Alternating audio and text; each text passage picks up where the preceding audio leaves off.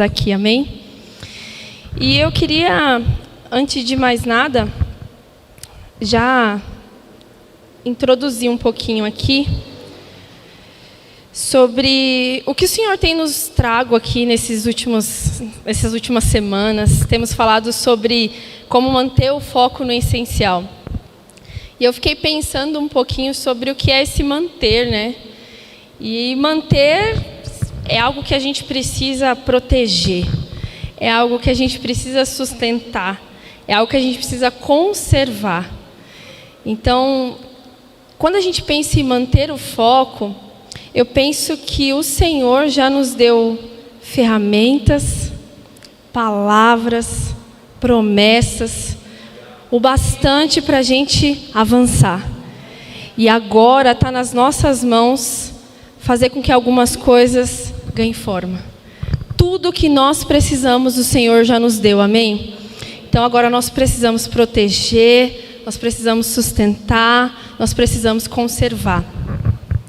E para falar um pouquinho sobre tudo isso, eu quero ler com os irmãos, e isso vai ser a base do que o Senhor me ministrou e quero compartilhar com vocês, Salmos 27.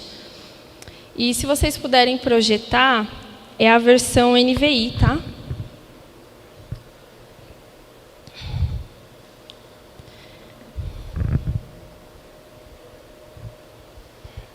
Eu vou ler aqui também.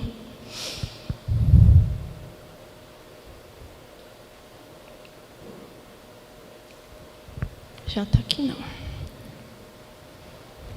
Salmos 27.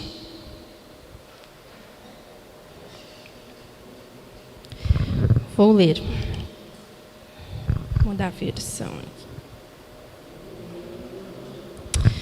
O Senhor é a minha luz e a minha salvação. De quem terei temor?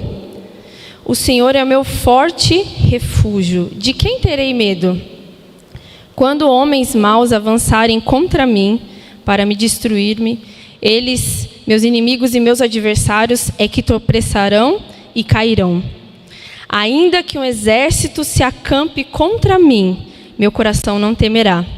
Ainda que se declare guerra contra mim, mesmo assim estarei confiante.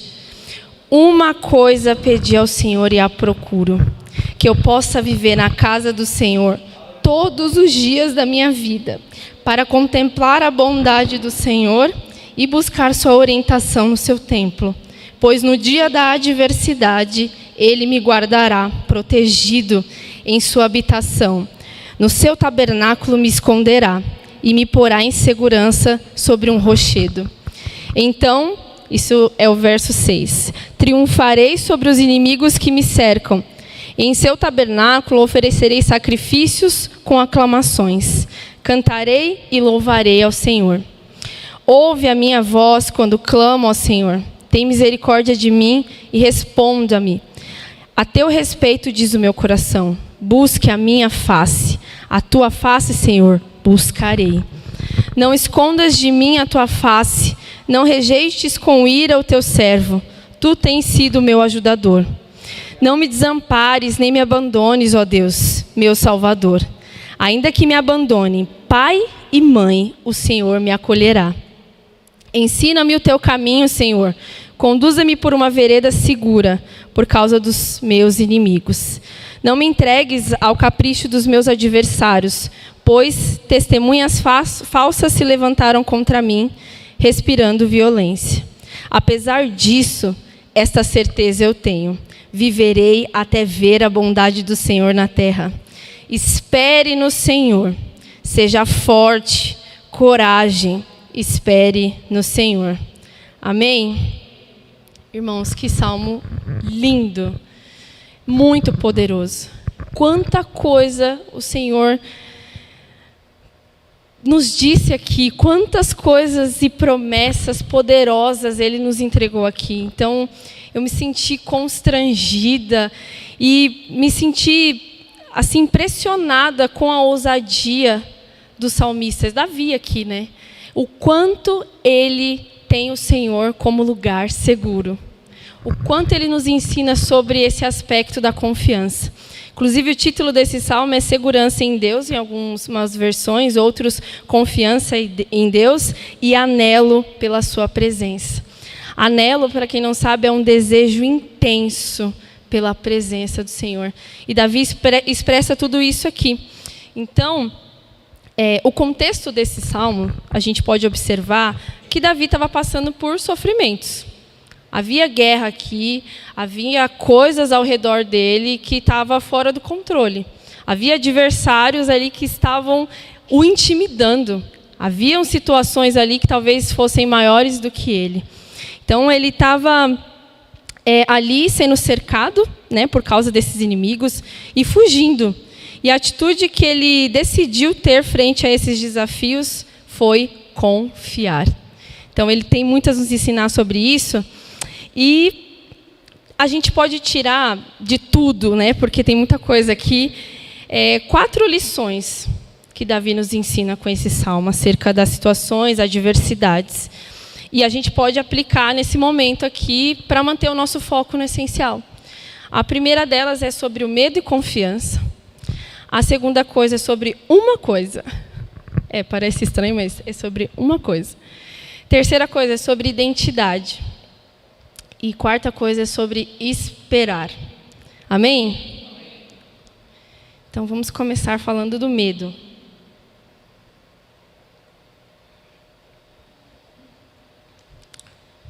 Medo é algo interessante, né? Porque parece ser totalmente ruim, mas é tão necessário para a nossa vida. Medo, ele nos alerta sobre os perigos, sobre as situações que poderiam nos causar uma sentença perigosa, poderia nos causar um dano maior.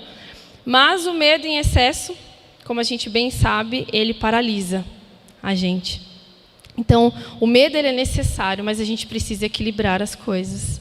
Então, lá no verso 1, Davi começa dizendo, na verdade, ele, se vocês notarem, começa com 2 perguntas. E na própria pergunta, ele responde, o Senhor é a minha luz e a minha salvação, de quem eu terei medo? A outra, o Senhor é o meu forte refúgio, de quem terei medo? Né? No comecinho, uns falam temor, outros medo. Então, Davi, nessas expressões, ele mesmo responde. Né? Aqui, a gente pode aprender o seguinte, que medo todo mundo vai ter, amém? Faz parte. Mas, se a gente sabe quem é Deus, por que você vai ter medo? Olha que interessante. Deus é, para Davi, salvação, luz, forte refúgio. É isso e muito mais. Se Ele é isso nas nossas vidas, por que a gente vai ter medo? Às vezes, nós precisamos lembrar do tamanho de Deus, de quem Deus é, do que Ele representa para nós. Para Davi, aqui ele disse, salvação, luz e forte refúgio. Então, quando você traz à memória quem Deus é, essa é uma arma contra o medo. Porque hoje a gente vive tempos tempestuosos, tempos difíceis, onde há muito medo. Embora há uma retomada nessa questão das atividades, a pandemia está ali, de certa forma, a gente está aprendendo a conviver com ela, está numa transição aí, existe o medo. As coisas permanecem instáveis. Então, se você sabe quem Deus é, por que você vai ter medo? Né? Por que você vai temer esse dia mau? O nosso maior problema sobre esse tempo, essa questão do medo, é esquecer quem Deus é. Você precisa lembrar o Deus que você serve. E aqui Deus me ministrou muito forte, porque eu tenho muitas situações sobre o medo. E ainda vivo muitos processos sobre o medo. Mas Deus me disse algo. Você me conhece? Você sabe quem eu sou? Como a sua mente finita pode questionar, pode duvidar de quem eu sou, do que eu te pedi para fazer? Nós precisamos confiar no Senhor, amém? E trazer a memória. Nesse primeiro aspecto sobre o medo, Medo aqui também fala de temor, receio. A gente pode colocar tudo nesse mesmo bloco, digamos assim, ansiedade, tudo que nos causa essa insegurança, certo? Então é um tempo que a gente está muito assim, mas traga à sua memória quem Deus é. E uma coisa que eu achei muito interessante, e os irmãos bem sabem, porque eu creio que os irmãos leem a palavra, amém? Deus gosta de gente medrosa, né? Deus chamou gente medrosa. Isaías foi assim. Não vai dar tempo da gente ler, mas Jeremias foi assim. Ezequiel foi assim. Moisés foi assim. Para Josué, não tenha medo. Siga. Não tenha medo. Sou eu que estou falando. Não tenha medo, avança. Não tenha medo, continua. E esse pessoal aqui da Bíblia, os medrosos, eles precisaram lidar com eles mesmos. Por que havia um medo quando houve esse chamamento de Deus para a vida deles? Porque eles olharam quem eles eram. Senhor, mas eu não tenho isso. Senhor, me falta aquilo. Senhor, eu não consigo falar, como disse Moisés. Senhor, olha, me falta talvez uma habilidade para fazer X coisa, isso é muito grande.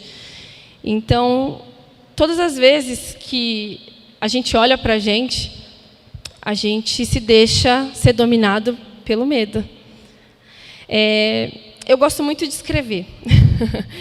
Eu encontrei na escrita um jeito de organizar as minhas ideias e, às vezes, até aliviar a minha atenção para esse tempo. Então, é um recurso que Deus me deu. Então, às vezes, quando estou muito tensa, eu vou lá e começo a escrever, conversar com Deus através da escrita.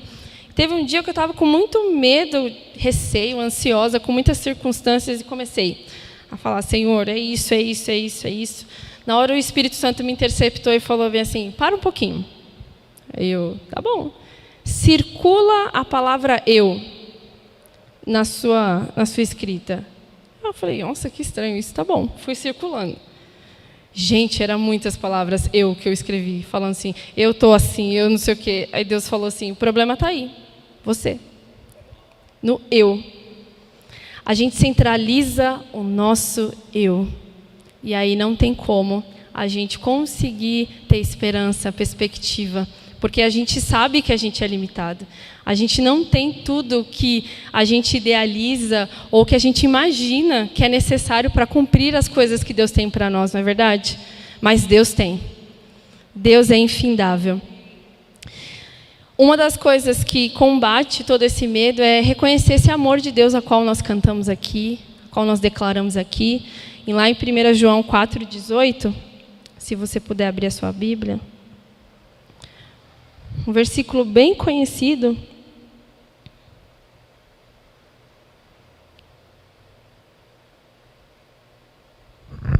que diz assim, não há amor, não há medo. Ao contrário, o perfeito amor expõe o medo, porque o medo supõe castigo. Aquele que tem medo não está aperfeiçoado no amor. O amor não há medo. Se nós temos a confiança do amor desse Deus, do que Ele foi capaz de fazer, nós vamos continuar mesmo com medo. Amém?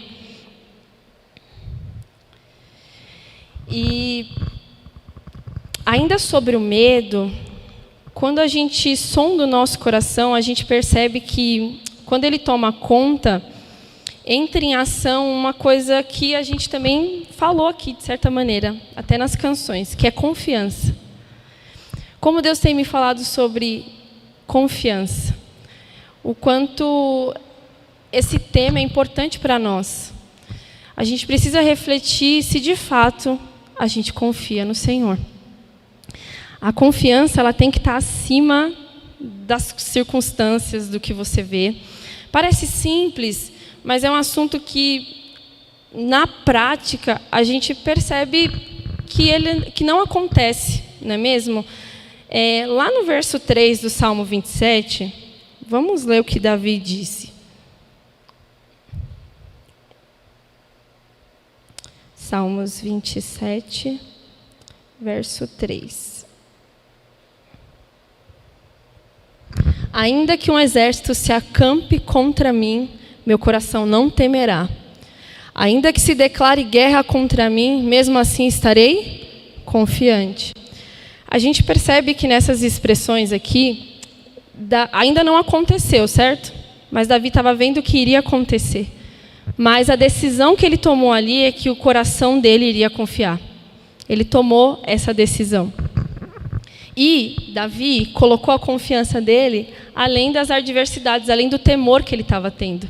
Ele diz, ainda que um exército, ainda que me aconteça o contrário do que eu espero, ainda que o resultado seja diferente,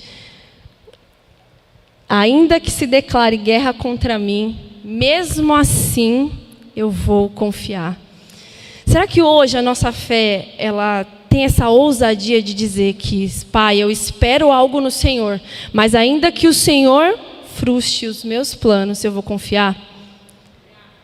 Ainda que o Senhor mude tudo aquilo que eu espero, a gente vai confiar? Deus tem essa liberdade de nos conduzir, a gente continuar confiando? A gente precisa sondar o nosso coração. A gente continua, como eu disse, em uma situação difícil no nosso país. As circunstâncias não estão fáceis. E eu achei interessante que, na intercessão do último culto que eu estive aqui na CBN, a pastora Nádia intercedeu exatamente sobre isso. Sobre de nós confiarmos e que tempos difíceis é um exercício para colocar em ação a nossa confiança. Então, se você está em adversidade, Deus está te treinando para você confiar ainda mais. Deus falou muito forte isso. E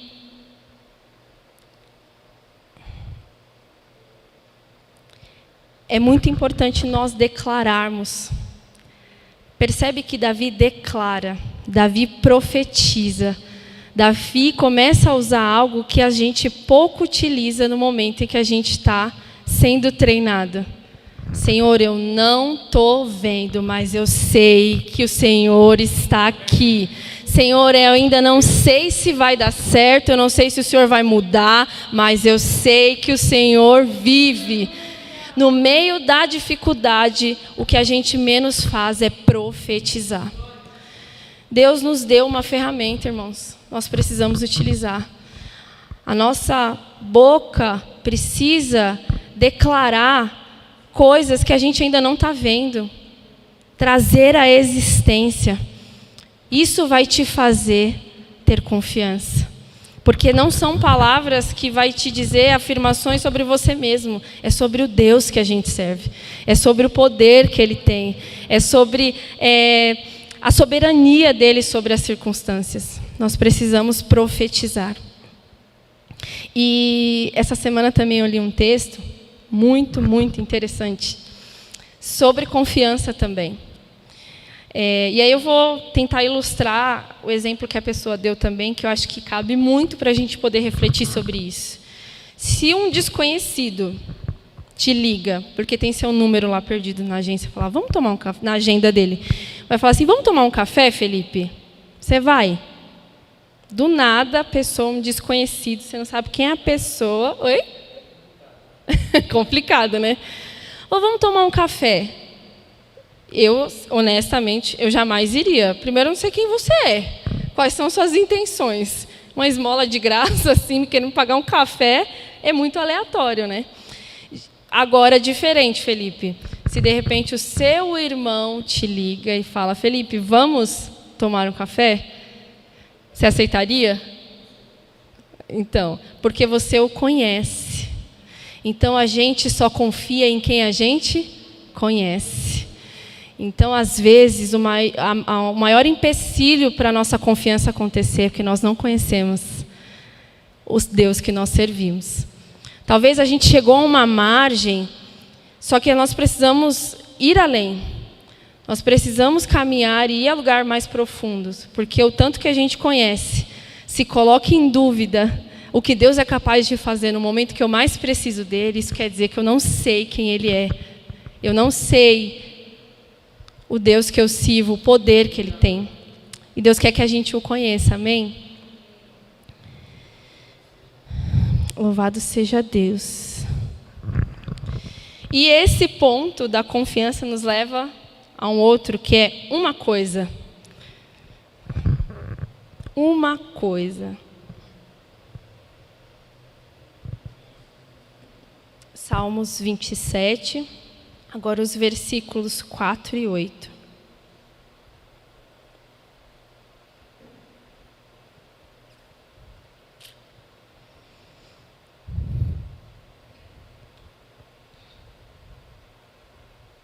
Diz assim: uma coisa pedi ao Senhor e a procuro, que eu possa viver na casa do Senhor todos os dias da minha vida, para contemplar a bondade do Senhor e buscar sua orientação no seu templo.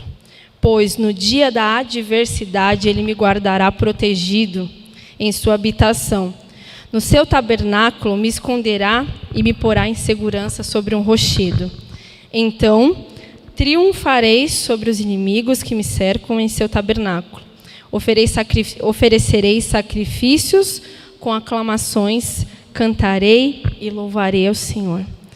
Ouve a minha voz quando clamo ao Senhor. Tem misericórdia de mim e responda-me. A teu respeito diz o meu coração: busque a minha face, a tua face, Senhor, buscarei. Amém? Irmãos, uma coisa. Davi estava sendo cercado pelos inimigos, estava em sofrimento, mas ele queria só uma coisa. E essa uma coisa, como eu disse no começo, esse anelo, que algumas versões falam, que é esse desejo intenso. Olha o que ele fala: é para contemplar, é para adorar, é aprender, é receber orientação. No dia da adversidade, porque ela chega para todo mundo, eu acho que às vezes a última coisa que a gente pensa é fazer essas coisas, de ir para a presença. Mas é na presença que a gente recebe a orientação para enfrentar a adversidade. Davi disse: eu quero estar nesse lugar, Pai, porque eu quero ouvir o Senhor. Eu quero ter este lugar como a minha segurança. Eu quero entender, eu quero te ouvir, eu quero louvar. Ele chega a falar: eu vou cantar, eu vou louvar o Senhor. Uma coisa importa: a presença do Senhor. E essa uma coisa traz para a gente uma transição. Quando isso de fato se torna o mais importante, se torna tudo o que a gente tem, a gente vive essa transição de buscar as mãos do Senhor para buscar a tua face. Porque quando a gente busca a face, fala sobre de conhecê-lo, por quem Ele é. Eu quero vê-lo. Eu não quero o que Ele tem para me dar. Eu quero ver quem Deus é. Eu quero olhar para Ele, como Davi falou. Eu quero contemplar a face dEle. Isso é o supremo. Isso é tudo que nós precisamos. Amém?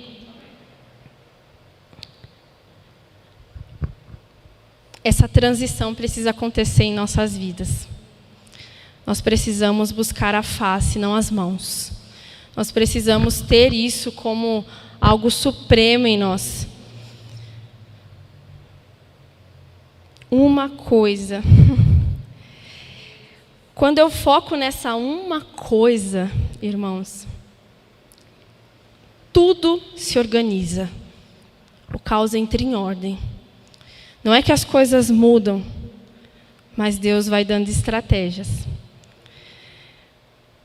A gente vê na palavra Jesus falando dessa uma coisa. Quem se recorda da passagem de Marta e Maria? Marta e Maria estava lá, apreciando, vivenciando, degustando assim, feliz, admirando, prostrado diante do Senhor ali. Parou tudo o que ela estava fazendo para ter a atenção concentrada. E Marta estava em algo que a gente sabe que fazia parte naquele momento dela fazer. Precisava de alguém também para cuidar ali. mas não era o mais importante. Ela precisava de uma coisa. Quando essa uma coisa é importante, irmãos, a gente para com a nossa agitação. A gente sai das distrações. Quando essa uma coisa é o supremo em nós, quando nós mesmos nos percebemos agitados, nós paramos. Jesus fala aqui, para com essa agitação. Para de se movimentar demais. Para de se inquietar demais.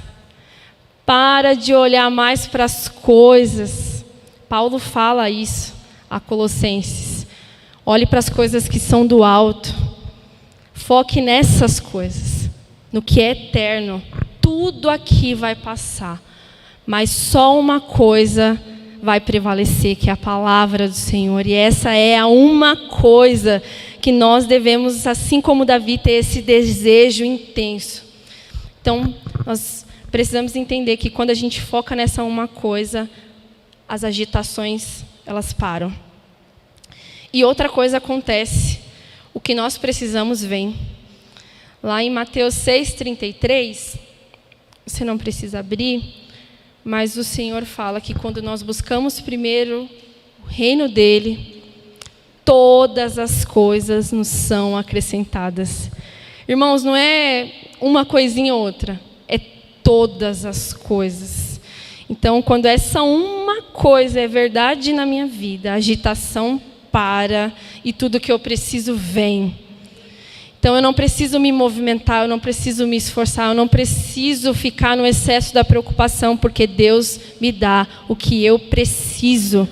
Deus quer dar para cada um de nós o que cada um de nós precisa, mas nós estamos agitados. E essa agitação impede o Senhor de nos dar tudo o que nós precisamos. E lá em Isaías 55:6, fala algo interessante. Diz assim: busquem o Senhor enquanto é possível achá-lo. Clamem por Ele enquanto está perto. Esse enquanto é possível quer dizer que uma hora não vai ser mais possível. Essa uma coisa é demanda urgente. Essa uma coisa é agora. Essa uma coisa não pode ser quando você conseguir encaixar a sua rotina. Uma hora nós não vamos conseguir mais buscá-lo. Não, há um tempo para isso. E esse tempo é agora. Então, nós precisamos ter esse senso de urgência. Mas tem um inimigo, né, dessa uma coisa. Porque a gente, sem perceber, se apoia, às vezes, em alguns momentos. E nós achamos que isso já supre essa uma coisa de buscar Deus intensamente. Como os cultos, ou qualquer outro movimento de oração que você faça parte, que é muito bom. Mas não é o suficiente. Eu quero ler ainda sobre esse aspecto de uma coisa, Jeremias 2:13. O meu povo cometeu 2 crimes. Eles me abandonaram, a mim, a fonte de água viva, e cavaram as suas próprias cisternas. Cisternas rachadas que não retêm água. Amém? Cisterna é reservatório de água, água da chuva. Então, parece algo muito bom, parece que é um reaproveitamento, mas não é uma água boa, não é uma água tratada. E esse reservatório, essa cisterna, ela só enche se tem água da chuva. Se não tem água da chuva, você vai consumindo aquela água e uma hora vai acabar, né? E o pior, aqui o povo, nessa ocasião, o Senhor estava dizendo que eles fizeram essas cisternas e elas ainda estavam rachadas. Então, não chove todo dia e o que cai lá, a água não fica retida, ela se esvai, né? Então, às vezes, a gente está enchendo cisternas com essas coisas que a gente participa, com, às vezes, coisas que a gente vê na internet, e, às vezes, a gente acha que isso é o suficiente para suprir. Só que uma hora acaba. Nós precisamos ir a mananciais. Manancial é onde a água brota, é água pura. Eu tive a oportunidade de conhecer uma fonte. Eu fui em Salesópolis há muitos anos atrás, conhecer a fonte do rio Tietê. É a coisa mais linda. Água cristalina, água sem contaminação, água que é jorrada ali todo dia. É algo que parece pequeno, mas ali flui ali constantemente aquela água sem parar. E é essa presença de Deus que a gente tem que buscar. Uma água limpa, uma água sem contaminação, uma água que está ali acessível todos os dias. Mas a cisterna gera um certo cômodo, parece que está mais pertinho de mim, então eu vou administrando ali. Só que o meu esforço ele é maior, porque quando está acabando, e aí eu não fico preocupada quando vai ter chuva de novo para encher o manancial, não. Eu tenho que me movimentar até lá, mas vai estar sempre disponível. E é o essencial, é a água pura. Nós precisamos ir a fontes. Nós precisamos ir à fonte, na verdade, buscando intensamente o Senhor.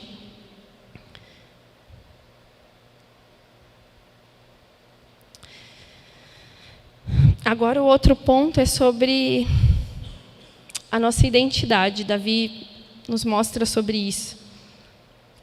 Porque no meio da adversidade, ele estava vivendo um conflito, no meio da adversidade acontece com a gente também. Às vezes a gente não sabe nem o que a gente é. Às vezes tudo fica tão confuso que eu duvido até de quem está perto de mim mesmo. Vamos para o versículo 9 e 10 do Salmo 27.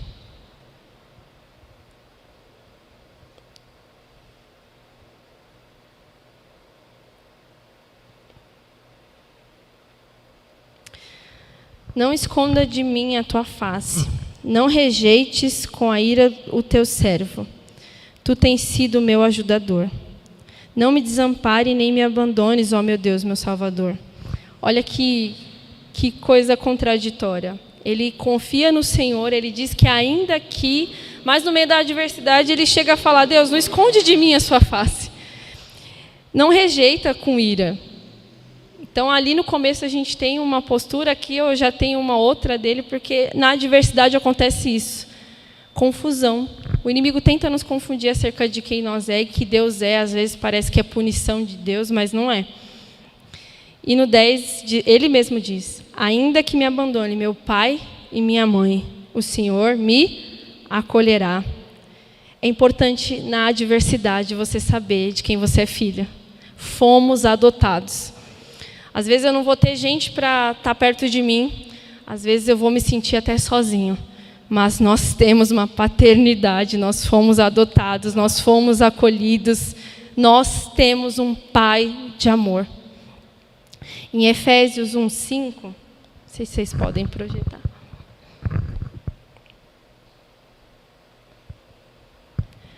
Diz assim, em amor nos predestinou para sermos adotados como filhos, por meio de Jesus Cristo, conforme o bom propósito da sua vontade. Foi da vontade do Senhor, Ele nos predestinou e nos fez diz, para o louvor da sua gloriosa graça, a qual nos deu gratuitamente no amado. Você crê nessa verdade? É importante a gente saber disso. É importante a gente reconhecer a nossa identidade. E, por fim, é sobre a espera. Quando eu entendo que eu não preciso temer, quando eu confio, quando eu faço do Senhor a minha suprema importância, quando eu dou essa suprema importância, quando eu faço isso tudo, eu consigo esperar. Salmos 27, verso 13 e o 14. Apesar disso, esta certeza eu tenho. Viverei até ver a bondade do Senhor na terra. Espere no Senhor. Seja forte, coragem. Espere no Senhor. Davi, ele aqui declara algo que é uma espera com expectativa. Eu tenho certeza que eu vou ver a bondade de Deus. É uma espera com ânimo. É uma espera que crê, é uma espera que tem essa alegria. A gente percebe nessa expressão de Davi. Espere no Senhor, seja forte, coragem. Não esmureça, não acha que acabou, que é o fim, que não vai dar certo. Espera. Se você reconhece que Deus é tudo isso sobre a sua vida, espera. Algo vai acontecer. Mas Deus também nos adverte uma coisa que eu achei, assim, isso tem guiado os meus dias. Vamos ler Isaías 30, versículo 15.